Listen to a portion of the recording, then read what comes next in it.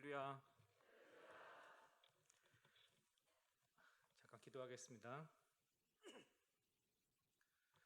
하나님 아버지 참 감사합니다.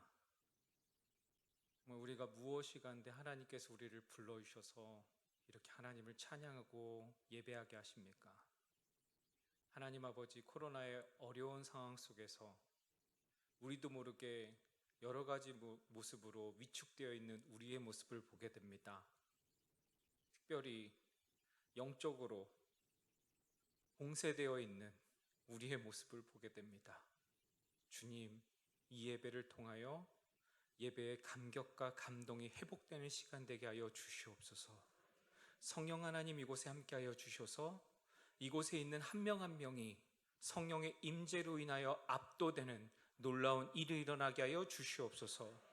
부족한 사람 하나님의 말씀 전합니다. 사람의 말 하지 않도록 도와주시고 우리 공동체를 향한 하나님의 음성을 전달하는 도구가 되게 하여 주시옵소서. 감사를 드리며 예수님의 이름으로 기도합니다. 아멘.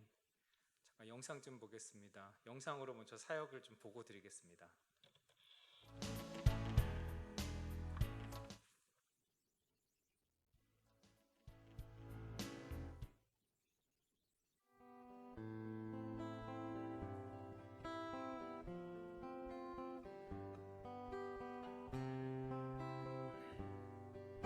그 선한 힘에 고요히 감싸여 그 놀라운 평화를 누리며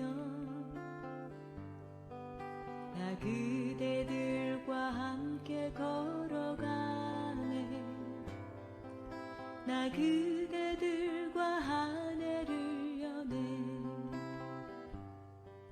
지나가 너물 어둠의 날들이 무겁게 내 영혼 짓눌러도 오 주여 우릴 외면치 마시고 약속의 구원을 이루소서. 그 선한 힘이 우릴 감싸시니 믿음으로 일어날 일 기대하네. 주 언제나 우리와 함께 계셔. 하루 또 하루가 늘 새로워.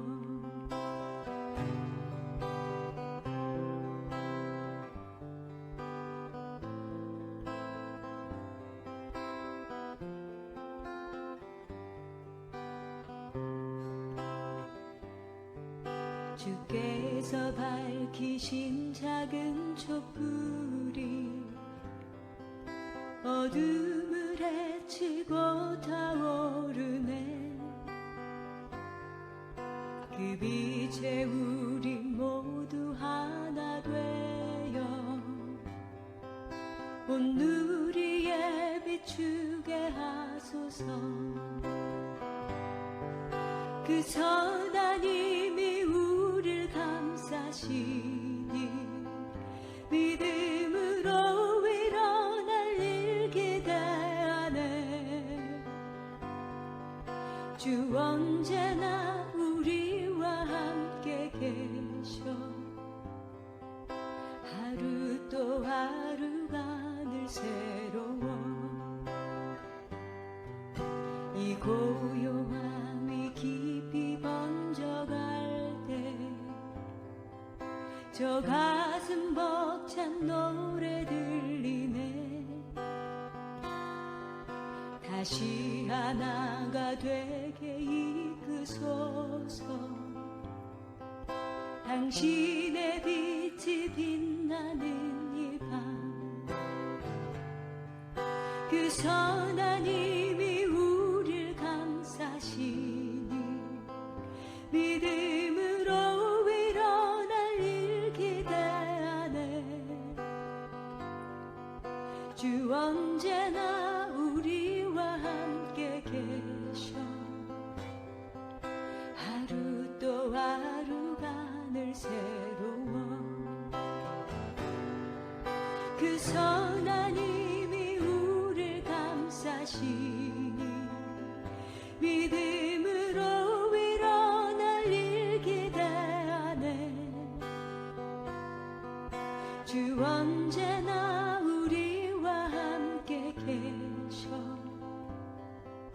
하루 또 하루가 늘 새로워. 하루 또 하루가 늘 새로워. 하루 또 하루가 늘 새로워.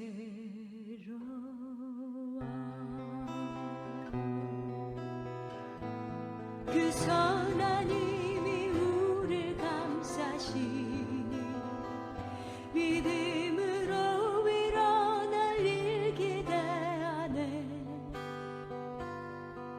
주 언제나 우리와 함께 계셔. 하루 또 하루가 늘 새로워. 하루 또 하루가 늘 새로워. 하루 또 하루가 늘 새로워.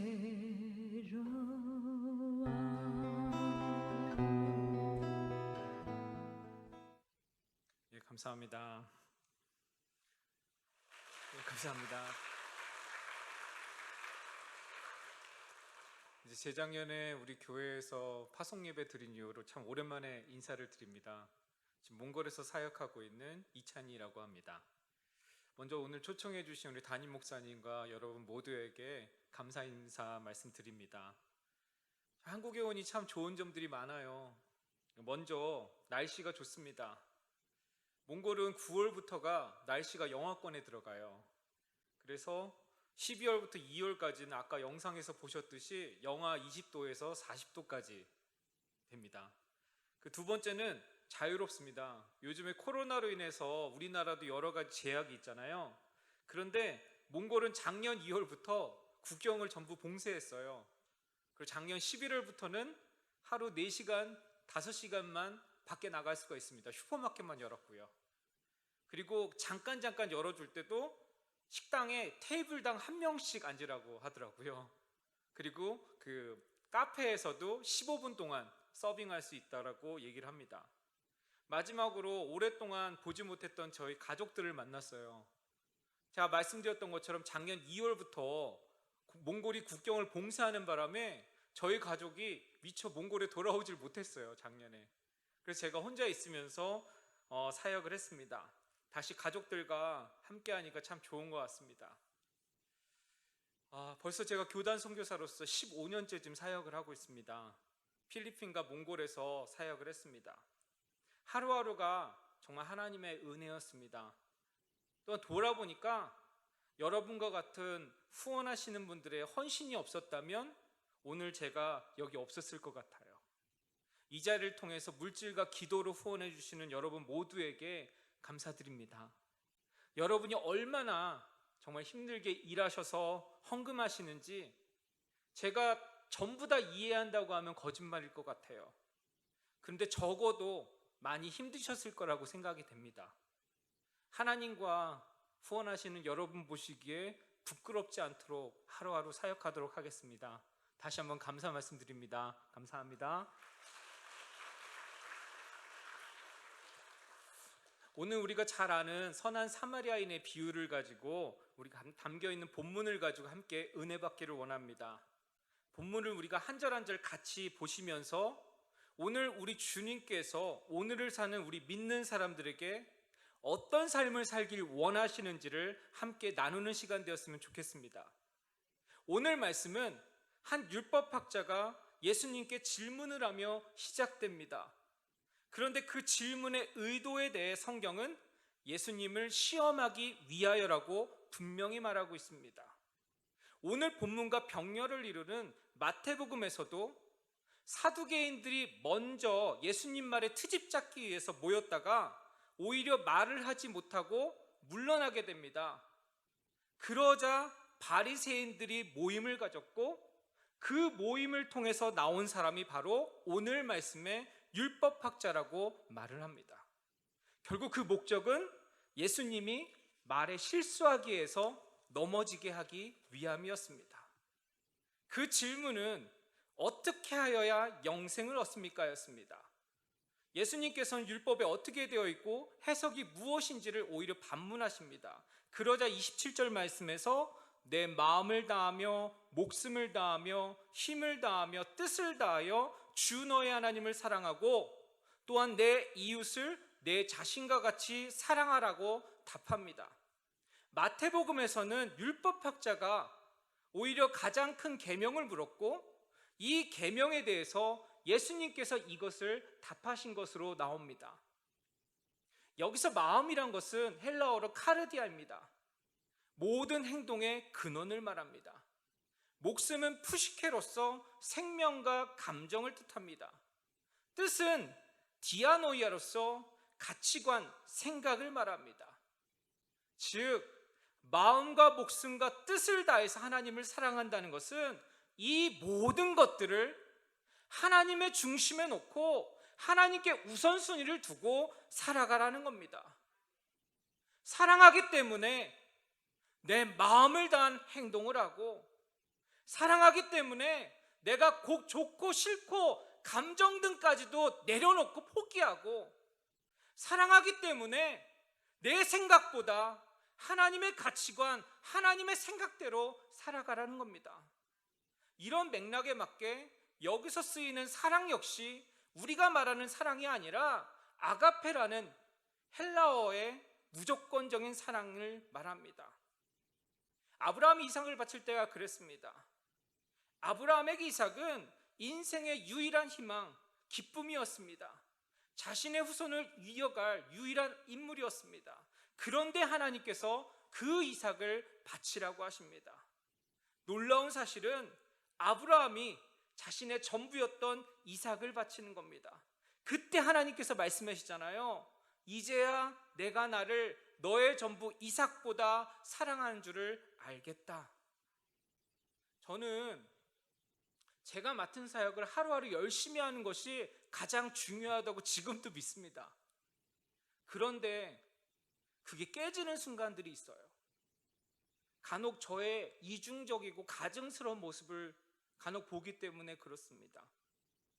목사이기 때문에 설교할 때 더 은혜 있는 척, 더 열정적인 연기를 하는 설교하는 저의 모습을 간혹 봐요. 선교사이기 때문에 선교지의 영혼들을 더 사랑하고 더 걱정하고 염려하는 연기를 하는 저의 모습을 간혹 봅니다. 이렇게 우리가 하는 사역들도, 우리가 하는 직분들도 다른 이들처럼 열심만 있으면 누구보다 잘할 수 있어요. 오늘 본문의 율법교사가 아마 그랬을 것 같아요. 하지만 오늘 말씀은 우리에게 핵심적인 질문을 던집니다. 너는 나를 사랑하느냐? 하나님의 관심은 결국 우리가 얼마나 큰 사역을 하느냐, 얼마나 위대하고 열심히 섬기느냐가 아니라는 거예요. 기본으로 돌아가는 겁니다. 하나님을 사랑하는가입니다. 하나님을 사랑하기 때문에 우리가 사역을 하고, 하나님을 사랑하기 때문에 헌신하고, 하나님을 사랑하기 때문에 믿는 자로서 다르게 살고 있냐는 거예요.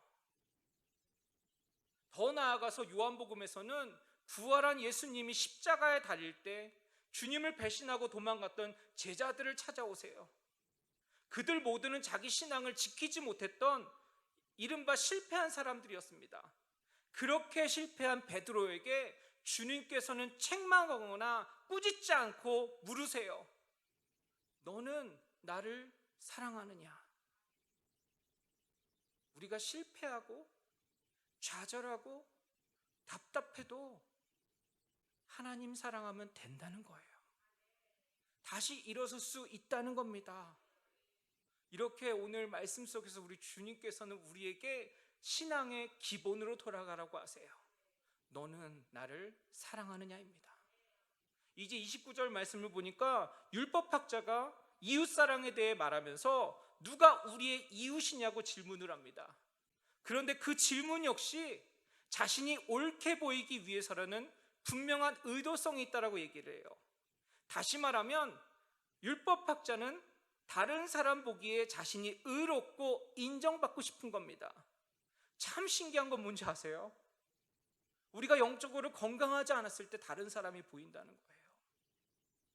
우리가 영적으로 건강하지 않았을 때 우리 주변 상황에 자꾸 우리의 시선이 돌아가는 것들을 보게 됩니다. 사무엘상 18장 말씀을 보면 사울이 다윗을 주목하였다라는 말씀을 볼 수 있어요. 처음 왕으로 기름 부음 받았을 때 영적이었던 사울이 점점 질투와 시기로 인해서 다윗을 증오하게 되고 결국에는 하나님이 아니라 다윗에게 시선을 고정하게 되었다라고 말하는 겁니다.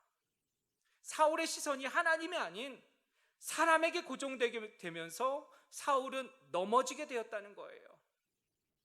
이렇게 성경은 끊임없이 우리에게 하나님께만 시선을 고정하라고 말씀하고 있습니다. 이에 대해서 어떤 목사님이 쓰신 글이 있어서 제가 잠깐 읽을게요. 노아의 방주에는 옆으로 난 창문이 없었다. 옆으로는 문이 있었는데 그 문은 노아 가족이 방주에 들어가자 하나님께서 친히 닫으셨다. 하나님께서 열어주시기 전에는 그 문은 열 수 없었다. 창세기 6장 16절에 의하면 방주 속의 유일한 창문은 천정에 나 있었다. 노아 가족들이 그 열악한 방주에서 볼 수 있는 것이라고는 위에 있는 창문을 통한 하늘, 아니 하늘에 계신 하나님뿐이었다. 만약 방주에 창문이 옆으로 나 있어서 그 창으로 세상을 보거나 연상할 수 있었다면 노아 8 식구들은 세상에 대한 미련 속에서 방주 속의 열악한 상황과 중노동을 감당하지 못했을 것이다.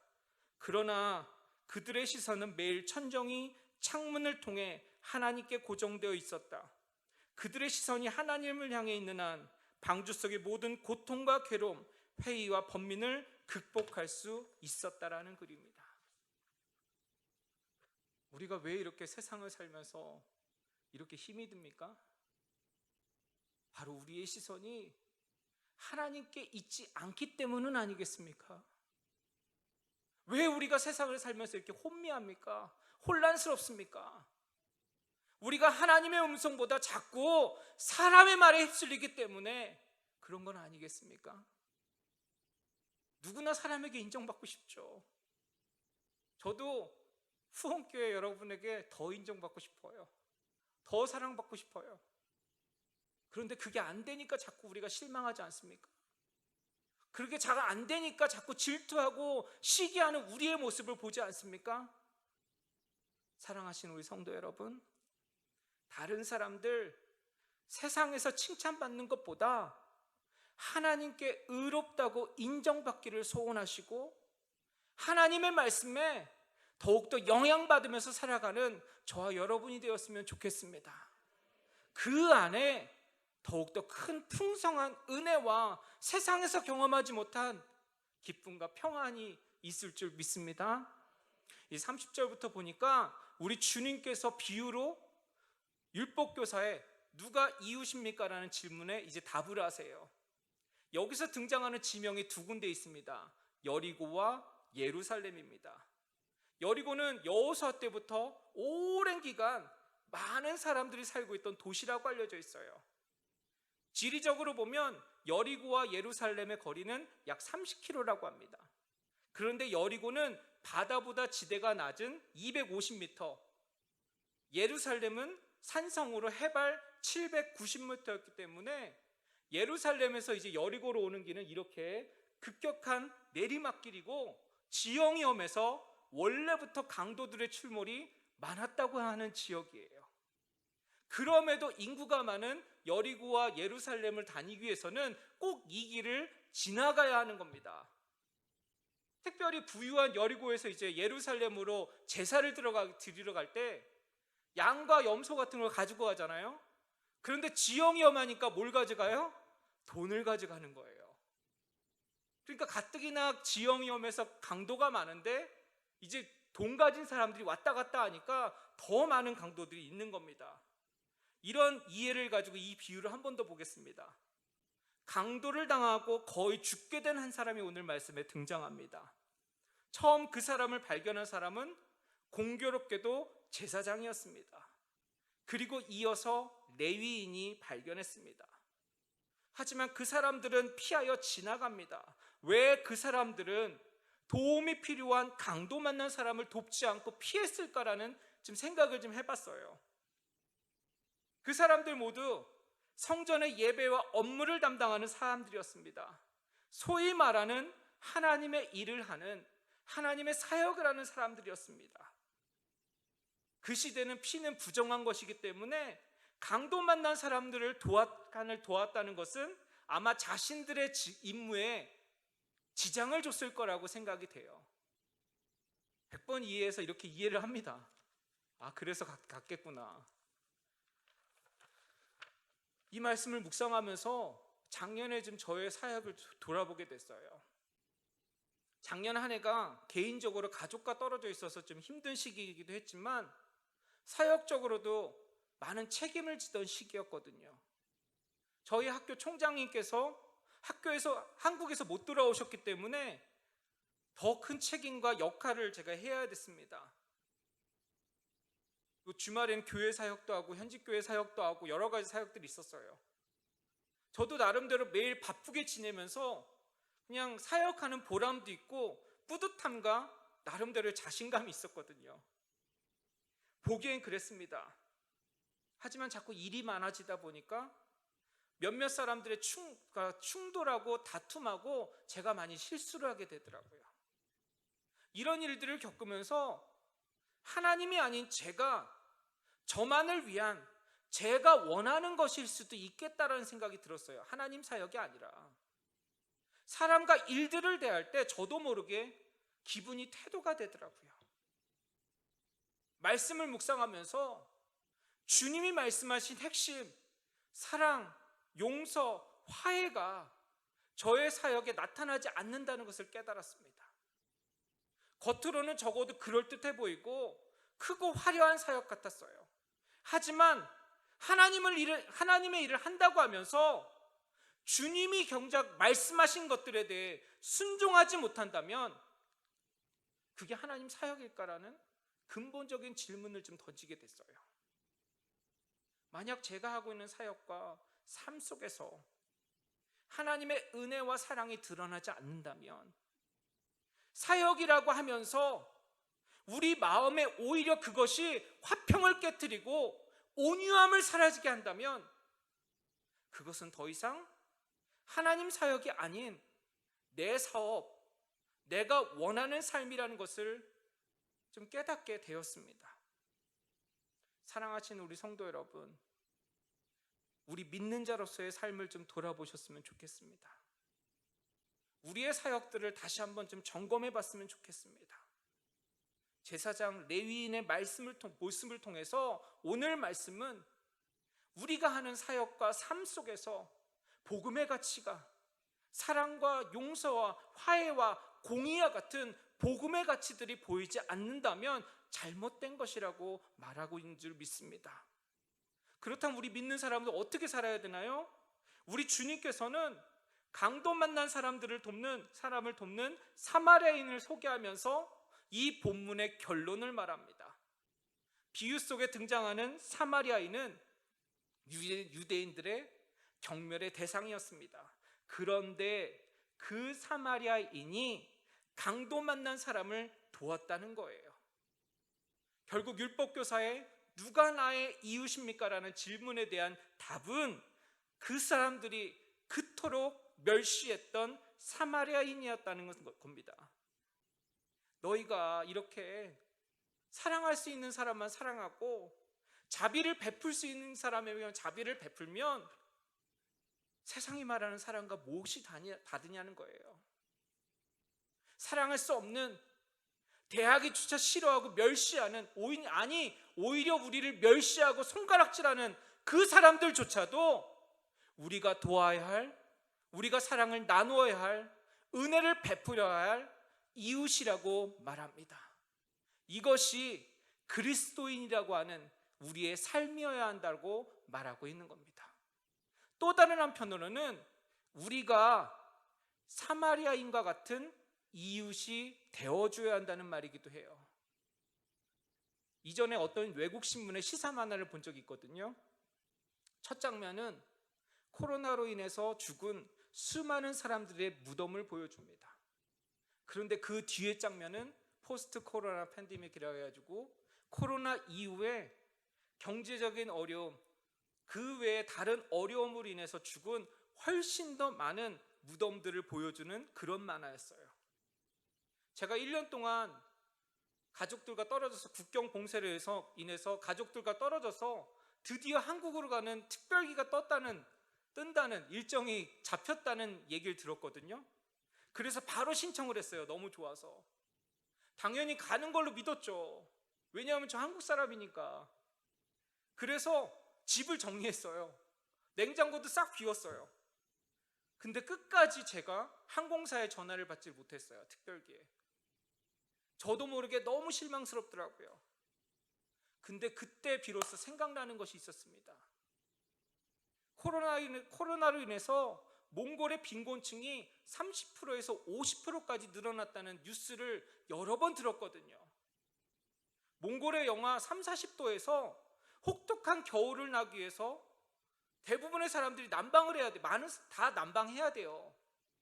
그런데 이런 빈곤층들은 연료를 살 수가 없는 거예요. 영하 30~40도에서 전통 게르 이 텐트, 게르나 판잣집에 살면서 제한된 땔감만 가지고 겨우겨우 살아가는 겁니다. 이런 뉴스를 들으면서 부끄럽게도 제가 저와는 상관없는 일이라고 자꾸 생각이 됐어요. 우리가 주기도문 외우잖아요. 오늘날 우리에게 일용할 양식을 주옵시고. 그런데 제가 그들과 우리가 되어보지를 못했어요. 선교를 사러 가면서 저는 그 사람들에 비해서 그래도 조금 더 나은 음식 먹거든요. 조금 따뜻한 데 살거든요. 조금 더 편안하게 살았기 때문에 제가 그들의 우리가 되어지지 못했다는 걸 깨달았어요. 기도하면서 주시는 마음은 적지만 그 사람들의 우리가 되어서 그들의 이웃이 되어 주어야 한다는 마음을 자꾸 주시더라고요. 이 사역을 끝내야 좀 돌아오게 해주겠다라는 마치 그런 음성처럼 들렸어요. 제가 놓친 특별기가 떠난 그날부터 이제 현직교회와 연락을 해가지고 나눔 사역들을 좀 준비했습니다. 저희 가정이 그동안 모아왔던 헌금들을 모아서 참 많은 가정들을 섬길 수가 있었어요. 정말 감사한 거는 그 사역을 끝나자마자 정말 예상치 못하게 다른 특별기가 편성이 돼서 제가 한국에 올 수가 있었습니다. 이제 말씀을 마칩니다. 오늘 말씀에서 주님께서는 우리에게 사랑을 나누는 이웃, 자비를 베푸는 이웃이 되어주는 것이 우리 믿는 자들의 삶이라고 말씀하고 있습니다. 저의 15년 선교 사역을 좀 돌아보니까 선교사니까 감히 말씀드리면 대단하지 않더라고요. 우는 사람들과 같이 울어주고 선교지에 같이 행복한 사람들과 같이 행복해 해주는 이웃이 되어주는 것이 사역 선교더라고요. 오늘날에도 수많은 강도 만난 것 같은 사람들이 많습니다. 당장 코로나 팬데믹으로 인해서 원치 않는 질병에 아파하는 사람들, 함께 고통받는 수많은 가족들, 이 사태를 위하여 희생하고 헌신하는 수많은 사람들이 있어요. 또한 수단과 방법에 상관없이 성공해야만 하는 이 세상 속에서 상처받고 또한 실패해도 일어날 기회조차 없어가지고 눈물을 흘리는 수많은 사람들이 있잖아요. 원치 않는 가난과 질병으로 인해 고통당하는 사람들과 같은 이 시대에 강도 만난 것 같은 사람들에게 이웃이 되어주는 것이 우리 믿는 사람들의 삶이어야 한다고 오늘 말씀은 우리에게 말하고 있습니다. 세상 사람들 그렇게 살지 않는다고요? 아니요. 우린 그렇게 사는 거예요. 왜냐하면 우리는 정답을 가지고 살아갔기 때문에 그렇습니다. 손해를 보기 싫어하는 세상 속에서 우리 주님께서는 우리에게 기꺼이 손해를 보라고 말씀하고 있습니다. 사랑하시는 우리 성도 여러분, 물론 잘 알아요. 남구산교회 너무 잘하고 있는 거 알아요. 그런데 사랑하시는 우리 성도 여러분, 주님은 오늘 우리에게 다시 한번 말씀하십니다. 가서 너도 이와 같이 하라. 가서 하나님의 은혜를 더욱더 베푸는, 하나님의 사랑을 더욱더 베푸는 이웃이 되라고 말씀하고 있습니다. 우리 남구산교회, 우리 공동체가, 그리고 우리 선교지에서 여러분과 제가 이런 이웃의 사역을 감당하는 여러분과 제가 되었으면 좋겠습니다. 같이 기도하겠습니다. 하나님 감사합니다. 하나님 아버지, 참 우리가 마음이 좁아서, 우리가 아직 은혜가 없어서 참 사랑할 수 있는 사람만 사랑하고, 우리에게 손가락질하고 우리에게 모멸감을 줬던 사람들을 평생 기억하면서 저주하고 있는 우리의 모습을 간혹 보게 됩니다. 사랑할 수 없는 사람을 아예 포기하고 살아가는 우리의 모습을 보게 됩니다. 주님, 우리에게 은혜를 더하여 주시옵소서. 하나님의 은혜로 우리를 변화시켜 주시옵소서. 하나님 아버지, 우리 그래서 우리 수많은 우리 주변에 오늘 말씀에 강도 만난 것 같은 사람들에게 기꺼이 이웃이 되어주는 우리 모두가 되게 하여 주시옵소서. 하나님의 사랑을, 하나님의 은혜를 베푸는 이웃의 사역을 감당하는 우리 모두가 되게 하여 주시옵소서. 하나님의 은혜만이 가능합니다. 하나님 은혜를 더하여 주시옵소서. 감사를 드리며 예수님의 이름으로 기도합니다. 아멘.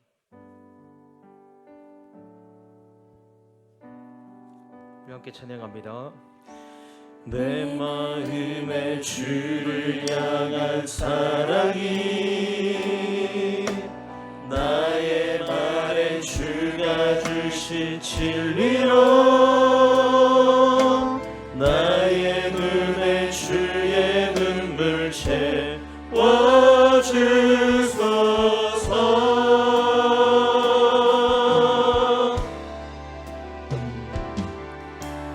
내 입술에 찬양의 향기가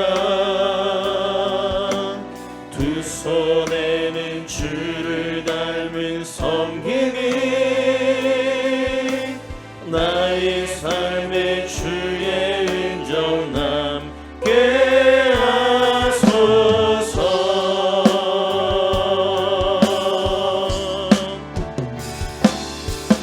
하나님의 사랑이 영원히 함께하리. 십자가의 길을 걷는 자에게 순교자의 삶을 사는 이에게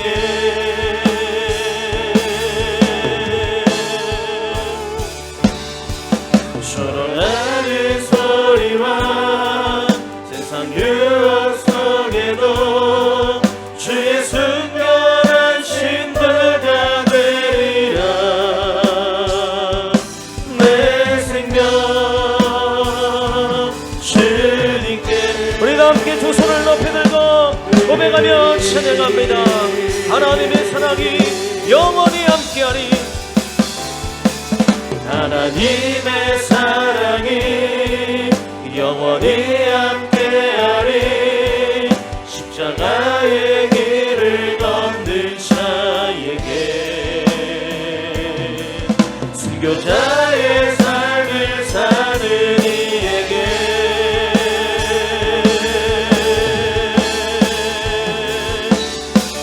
초롱하는 소리와 세상 유혹 속에도 주의 순결한 신부가 되리라. 내 생명 주님께 드리리. 다시 한번 다 함께 기도하기를 원합니다. 기도할 때 우리 남군산교회가 더욱더 하나님의 사랑을 전하는 귀한 궤로 세워주시옵소서. 사막동의 눈물을 닦아주는 이 모든 귀한 사역을 더욱더 하나님 힘있게 감당할 수 있도록 우리의 지경을 넓혀주시고 그 일을 감당할 수 있는 모든 것 마음도 풍성히 채워주시옵소서. 기도하기를 원하고 이 시간 선교사님과 사역을 위해서, 가정을 위해서, 모든 것 위해서 성령으로 기름 부어주시고 하나님 임재해 주시고 축복해 주시라고 우리 다 함께 다시 한번 주여 주여 세 번 외치고 기도하며 주 앞에 나갑니다. 주여 주여 주여. 사랑과 은혜가 풍성하신 아버지 하나님 감사를 드립니다. 주님께서 함께해 주셔서 오늘도 귀한 주일 오후 예배 저희들 불러주시고 주 앞에 나와 예배드리게 하시고 귀한 말씀 듣게 하시니 감사를 드립니다. 하나님 아버지 하나님 저희들 선한 사마리아처럼 하나님 아버지 하나님 삶으로 사랑하며 나가는 하나님 아버지 그 모습으로 살아가게 하여 주시옵소서. 너희도 이같이 하라는 주님의 음성 듣고 하나님 아버지 하나님 우리의 이웃들을 더욱더 주님의 사랑으로 사랑하며 나아갈 수 있도록 주여 은혜 부어주시옵소서. 우리가 아버지 하나님 사막동의 눈물을 닦아주며 또한 아버지 하나님이 군산 땅을 취하며 나가는 이 귀한 사역을 우리가 감당하기를 원합니다. 하나님 주의 마음 가지고 눈물로 기도하며 한 사람 한 사람 마음에 품고 주의 마음으로 섬기며 나가게 하여 주시옵소서. 하나님 주님을 뜨겁게 사랑하게 해주시고 주님이 주시는 그 사랑으로 또한 아버지 하나님 헐벗고 굶주리고 소외되고 외로워 눈물 흘리는 그 사람들 하나님 외면하지 않게 하시고 하나님의 손과 발 대어 위로하며 하나님 아버지 나아갈 수 있도록 우리 남은 산길을 세워주시옵소서. 우리가 그 마음 가지고 나아갈 때에 우리 남은 산길 가운데 복의 복을 더해 주시고 은혜를 더해 주시고 우리 하나님께서 모든 사역 넉넉히 감당할 수 있도록 우리 하나님이 아버지 넘치도록 하나님 개인의 삶과 가정과 사업과 일터와 모든 것 가운데 주님께서 기름 부어주시고 채워주시옵소서. 오늘 아버지 선교사님 모든 사역 가운데에 성령으로 하나님 기름 부어주시옵소서. 하나님 사역 감당하며 나아가실 때에 성령의 능력으로 아버지 함께 해주시고 하나님 아버지 하나님 선교사님의 사역을 통하여 하나님 무너진 것이 세워지고 어두운 곳에 밝은 빛이 비춰지고 회복되며 부흥되는 부흥의 참된 역사들이 일어날 수 있도록 성령 하나님 역사하여 주시면서 언제나 안전지대 가운데 모든 가정들 세워주시고 자녀들 가운데 아버지 함께 해주셔서 신앙의 물로 하나님 세워주시고 우리 하나님께서 날마다 동행해 주시고 은혜 부어주시면서 역사하실 주님을 기대합니다. 우리의 기도를 들어주시고 응답하실 주님을 바라봅니다. 감사드리며 예수님의 이름으로 기도드립니다. 아멘. 우리가